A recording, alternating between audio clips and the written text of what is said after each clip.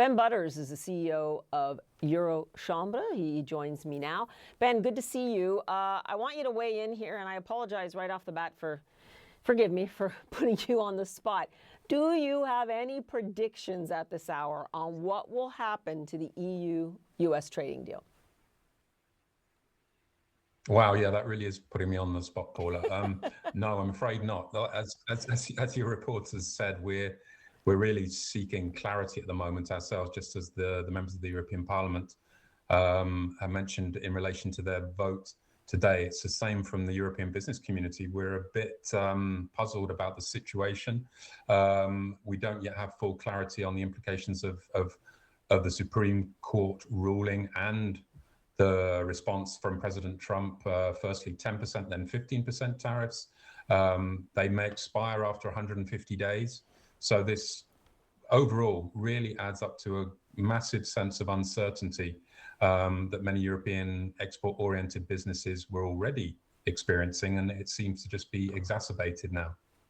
Yeah, and you know, the ECB President Christine Lagarde made a point of really getting to the heart of the problem, what you just articulated. It is the uncertainty. How much do you believe this will continue to impact investment and business? I mean, gaming this out isn't easy, is it? No, definitely not. Businesses crave certainty, and that applies in particular to international trade.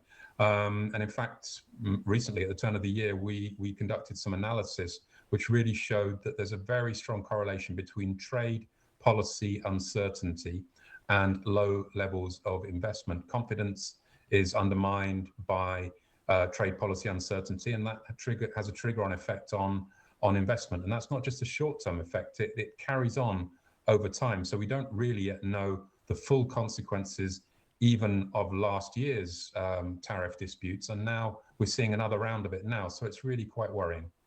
Yeah, it is a good point. And I also say if it comes to any kind of import or export between any countries, it is that trade friction, right? You get to the border, businesses don't know what they're going to pay when, and there's still a lot of confusion in the offing just with what was just announced. Given all this, though, I want to ask you, the U.S. still maintains much leverage despite the Supreme Court ruling, especially in wielding geoeconomic threats, right?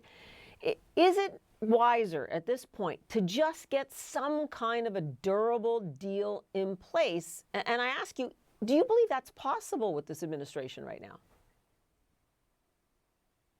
Well, that would certainly be wise, yeah, and that was what our hope was until Friday. That despite it not being a perfect deal, that the Turnberry deal would be ratified and would be in place, and that would provide the trade certainty our businesses crave, and as you alluded to, help with broader geopolitical challenges, which we hope that the transatlantic partners will continue to face together. And we're speaking on the eve of the fourth anniversary of Russia's full-scale invasion of Ukraine. So there's clearly a lot of broader issues at play here.